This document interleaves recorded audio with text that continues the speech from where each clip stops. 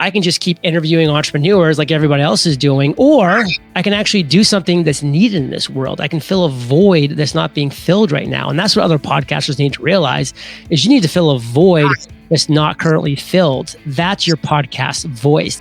Welcome to the I Own It podcast with Ben Reinberg. All right, we are live from Laguna Beach, California at the Ben Reinberg I Own It studios today. And boom, shake the room. We have a friend of mine coming on the show who I'm really excited to talk to. I was on his show and really been waiting for him to come on. He's an entrepreneur and he has a show that is on fire. It's called Entrepreneurs on Fire. JLD, Jon Lee Dumas, welcome to the show. What a pleasure to have you, my friend. I hope you're doing well. Coming at you from Puerto Rico, the sun is shining, the birds are singing. You rocked it on Entrepreneurs on Fire, so it's time for me to rock it on I Own It. Well, you do own it. That's why we have you on. And so you, Jon, you love speaking to and learning from entrepreneurs and then sharing that wisdom with other entrepreneurs like myself. You've had over 4,000 podcasts, which is just absolutely incredible. And you have an unquenchable curiosity on this topic. What is it about entrepreneurship that interests you the most and drives you to learn more and more every day?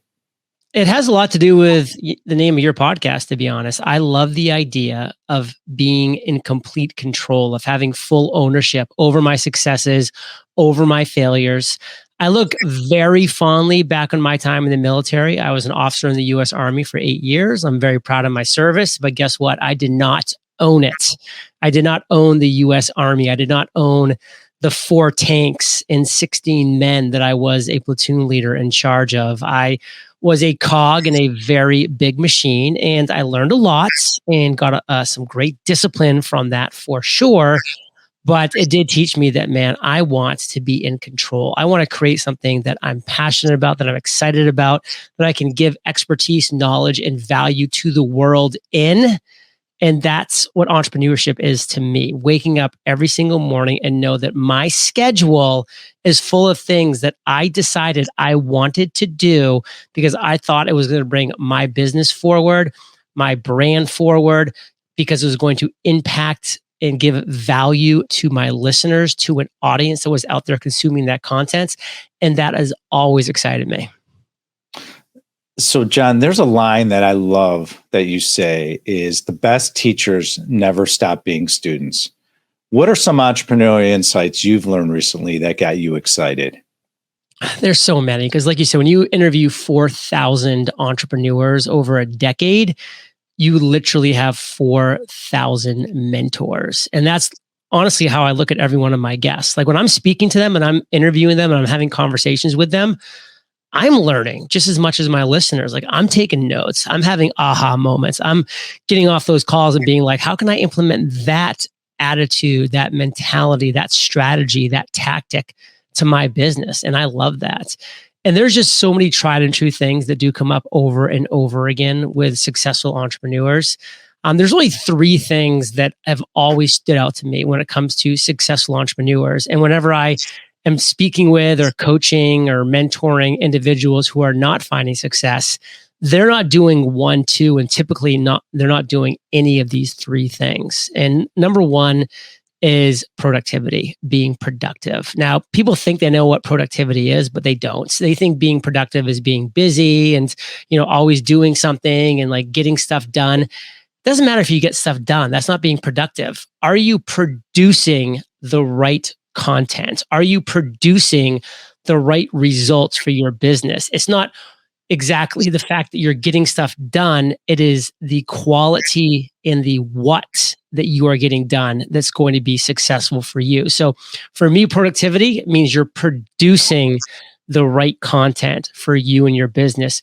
You are creating the right results for you and your business. And very few people are doing that. Most people are just being very busy every day, being reactionary.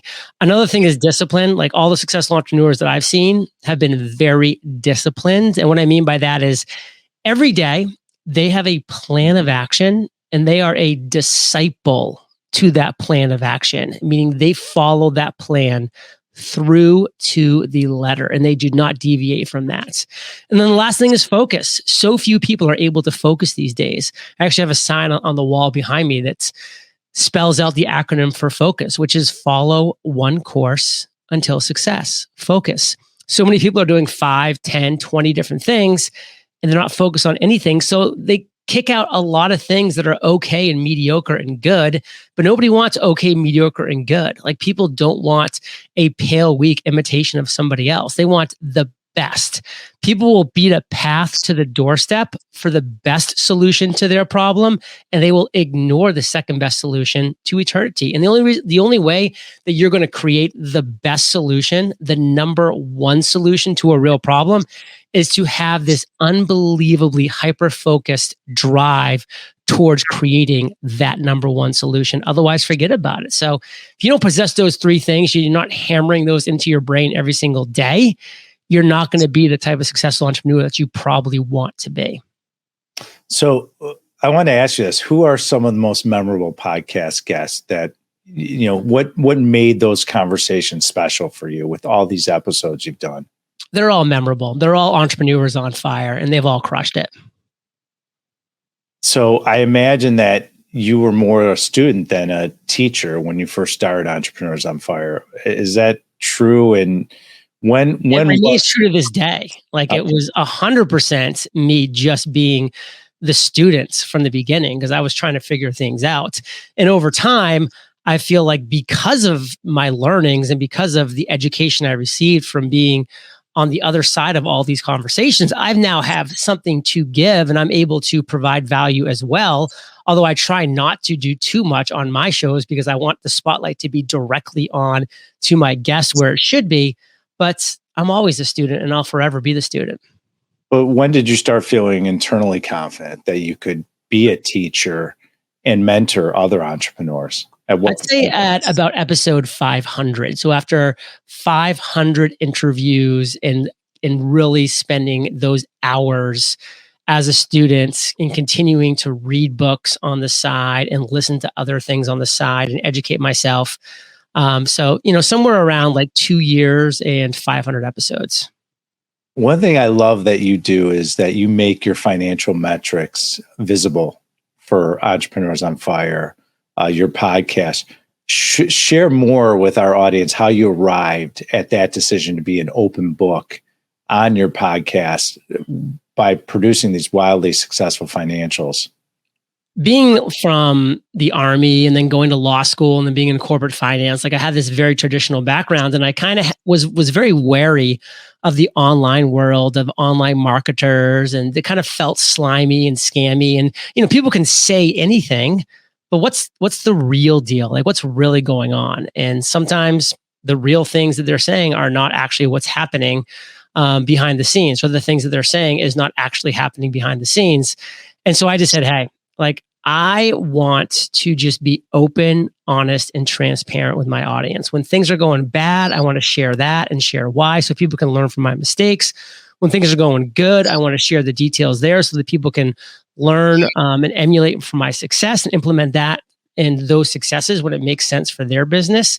And that's when I said, hey, we're about 13 months into the business. This was, over 9 years ago. We're making over $100,000 net profit a month.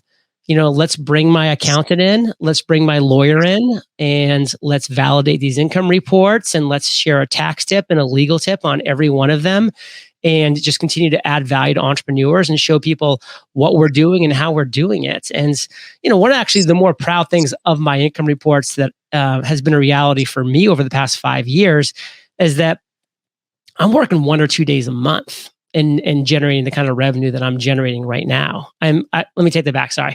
1 or 2 days a week, not 1 or 2 days a month. I'm working 1 or 2 days a week generating the kind of revenue that I'm generating, because we've chosen as a business, a very small business, there's just 5 of us, me, my wife, and then 3 virtual assistants, that we are opting for a lifestyle business. Now, a very financially successful and profitable, multi-million-dollar per year lifestyle business, but I could build a bigger team. I could build, a bigger staff. I could have advertising dollars being poured in to like blow things up. And maybe someday I shift to that model because I want to, but I just haven't wanted to go that route. And so I think that we've been able to show through our income reports, not just the transparency, but that also you can come to a point as a business owner where enough is enough and you just want to hone in on the balance of lifestyle, business, and really focus on that. I mean, we've done, some amazing travel just this year. We're only halfway through this year.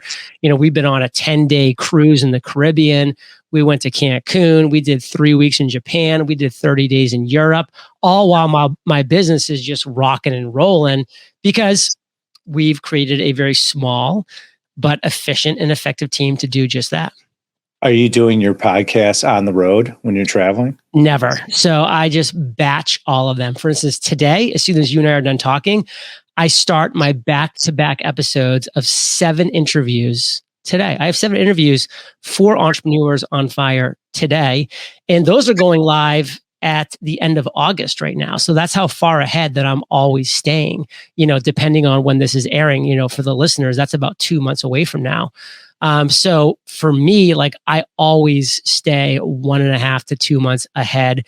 When I have a big trip coming, I've taken 75 and 90-day European trips in the past, and I just front load and make sure that everything's scheduled and ready to go. We definitely stay connected while we're traveling via email, and my team's always able to contact me, but we just have the team in the system where we can do that. And it allows us a lot of lifestyle freedom because that's what we have right now is a lifestyle business. That's fantastic. I love that. There's a lot of people out there that are entrepreneurs and have podcasts or want to start a podcast. How do they create that success that you have monetize it? Where do they start? So they have a podcast, it's doing well, or they're looking into it. They realize it's an investment, whether they have a studio or what have you. How do you recommend people can monetize and create a business out of this? Number one, they go to freepodcastcourse.com because that's a completely free course on podcasting where I teach you how to create and launch your podcast, again, for free. So that's step number one. And then step number two is you take a step back and you say, am I going to create another podcast that's just interviewing entrepreneurs about being an entrepreneur, asking them their story and questions about how they've done it? Because the world doesn't need another one of those. Just like the world doesn't need another copycat of all of the other shows that are out there that are successful doing various things. What the world needs in the podcasting space is for you as an individual to identify a incredibly valuable niche, a underserved problem that's not being solved right now. Specifically, you need to identify a problem that you can create the number one solution to as a podcast host. If you can't look in the mirror and say, this is the number one solution to a real problem that's out there in this world, your podcast is going to fail, or it's going to just go on to the mediocrity that 95+% of podcasts get because they're just pale, weak imitations of other shows out there asking the same people the same questions. That's not what's needed in this world. I just got to interview an amazing woman who, frankly, was having some success with her podcast. But through COVID, she was able to identify that there was a major issue in a specific niche that she knew that she could crush if she put her focus into it. And that was specifically meditation for women entrepreneurs who are struggling with sleep and with the stress. And that was her one specific focus.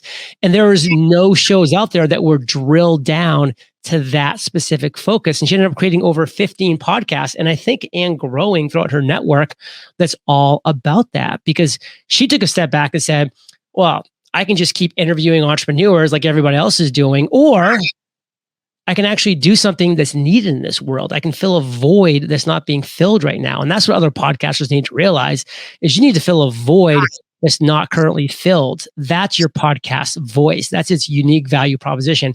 That's the only way you're going to win.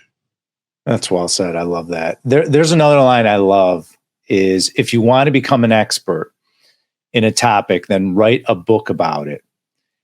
As you wrote your bestseller, The Common Path to Uncommon Success, were there any fundamental insights, Jon, that you had on the nature of success or personal fulfillment that you not fully realized when you started writing the book? I will say this, is that when I started writing the book, I did not know that the book could be summed up in one sentence. But after I wrote the book and I went back through the book and edited it and created it and made it, ready for print, I realized, wow, this book can be summed up in one sentence. Now, that does not take away from the value of the book itself, because the book is a 17-step roadmap to financial freedom and fulfillment. This one sentence is not going to get you there through those 17 steps.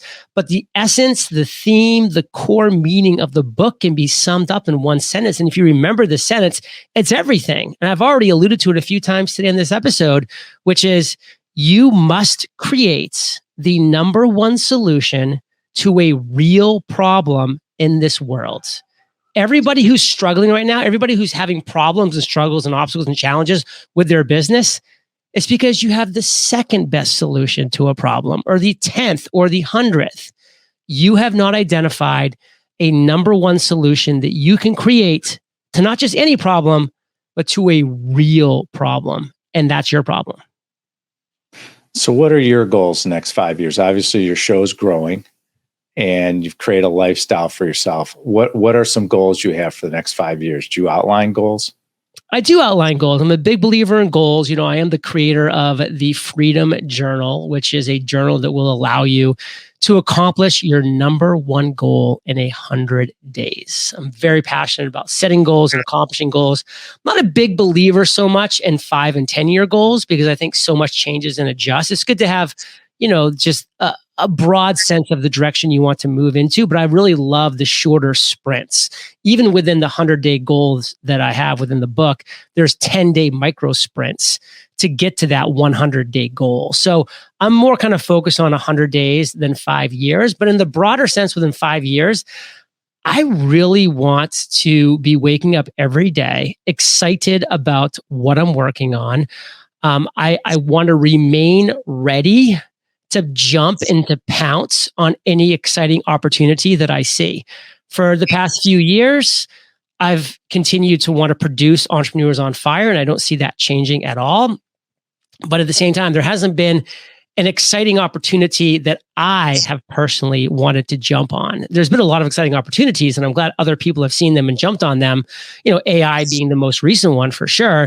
But for me, nothing has really been like, okay, I need to dedicate a ton of time, effort, and resources to this because this is exciting to me. Instead of like, let's remain a coiled spring. Let's keep producing great content with Entrepreneurs on Fire, a 7-day-a-week podcast, interviewing the world's most successful entrepreneurs. And let's see what comes. And in 5 years, I'll be surprised if something hasn't really caught my excitement and my interest, but I do not know what that is because I don't believe it exists at this moment. So the name of the show is I Own It, and it's owning every aspect of your life, and you own it, Jon. And by the way, thank you for your service. I mean, that is an incredible feat in itself. As you know, we are always works in progress. We always will be. Can you share a recent example where you realized recently that you didn't own it fully? It would definitely be in the last 6 months when it comes to nutrition. I'm a big believer in the health pyramid of sleep is the most important thing that we can do on a day-to-day basis.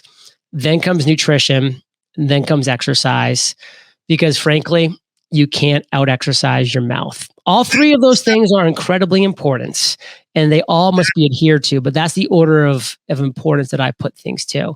Now, I looked at my calendar in early 2023 and said, I have some crazy trips coming up to Japan, a 23-day river cruise in Europe, which is going to be 3 gourmet meals a day.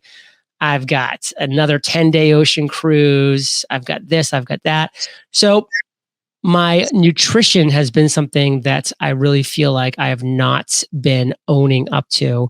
But the reality is I'm, making this new commitment for the remainder of the second half of 2023.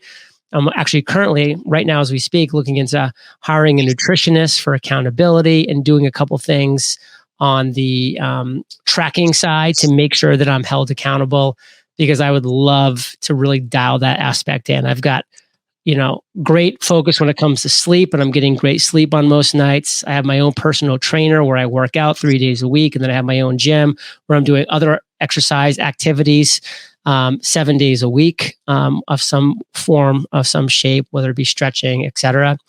But it's the nutrition that's going to really be my focus for the next six plus months. No, there's no question. What you put in your body is everything, and it helps you with focus, your energy, everything.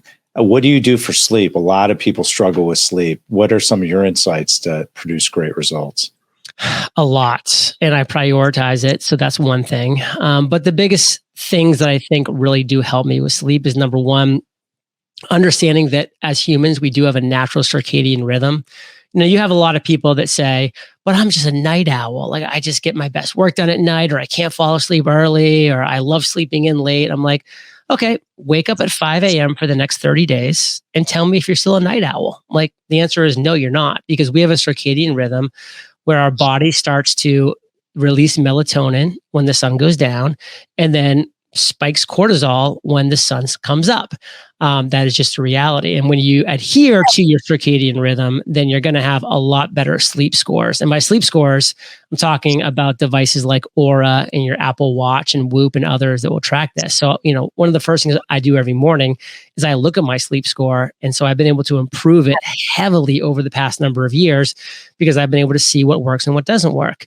Things along the lines of not eating 3 hours before falling asleep, going to bed between 9 and 10 p.m. because your best sleep happens before midnight. That deep sleep, the best quality is before midnight.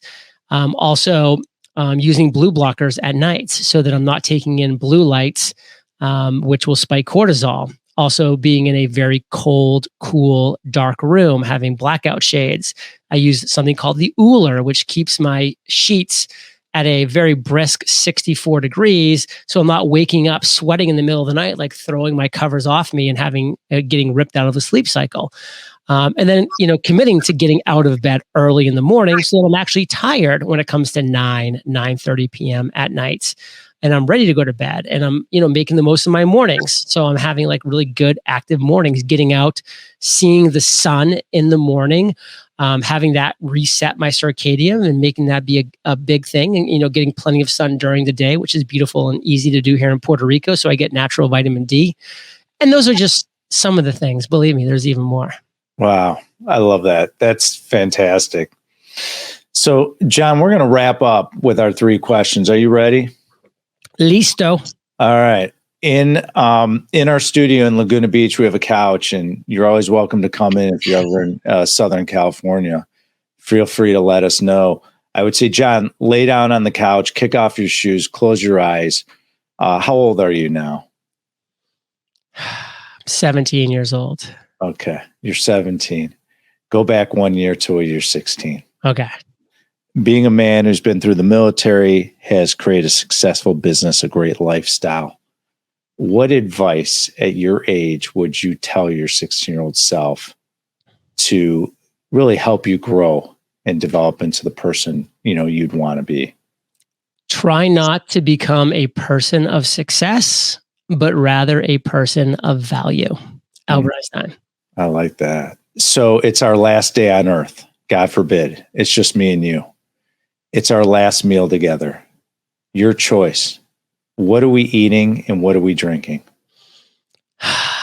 We are eating the perfectly cooked filet mignon with an amazing drizzle of some sort on top, roasted asparagus, and a sweet potato with ghee butter just leaking off of both sides. And we are drinking Perrier. Okay. Sign me up. I love that. So in our studio, we have a grand piano. We have electric guitars and acoustic guitars, as well as drum sets. We have a black door. If you're in studio with me and you can pick anyone, any band or musician to walk through that black door, they could be living or deceased, Jon. Who is coming in studio with us and walking through that door? And what song are they playing us? It's funny. I was just thinking about my all-time favorite song this morning, as I always walk into my bathroom and as I'm about to jump in the shower, I always, tell Alexa to go ahead and play music. And so it's always random music. And my favorite song came on and I said, this is my favorite song. And so it would be Bryan Adams walking through that door, Summer of '69. Oh, I love that. Oh, it's Great call. What's the best way for our audience to engage with you? Entrepreneurs on Fire is the podcast. 7 days a week, we're releasing an amazing episode with an amazing entrepreneur. Go find Ben's episode by just using the search bar and typing in Ben, and you'll get a great conversation for sure. eofire.com is our headquarters. That's where all the magic happens. And freepodcastcourse.com for people that maybe forgot when they were thinking, yeah, I want to start a podcast. And what was that URL again that he mentioned? Well, that's it. Oh, fantastic. Well, Jon Lee Dumas, thank you so much for joining us today. What a privilege. What great knowledge you've dropped on all of us, and really grateful for having you on today. I know you got to get going, but if you are interested in hearing more episodes like Jon Lee Dumas just dropped on us, kick that right hand button and click subscribe. Click the like button as much as you can. So as we say, let this content that Jon just produced for us, let it go viral. And to learn more about me, go to benreinberg.com. You can follow me on all the different social media platforms as we grow our presence on the ether. And feel free to follow my company, Alliance Consolidated Group of Companies. Go to alliancecgc.com. And if you are a passive accredited investor, feel free to log on and click on our brand new Alliance Medical Property Fund. It is the #1 fund in the United States. We invest in medical and veterinary properties throughout the U.S. Jon Lee Dumas, thank you so much for joining us. What a privilege. We'll see you soon. Thank you for listening to the I Own It podcast with Ben Reinberg. To hear our past episodes and connect with Ben, visit benreinberg.com.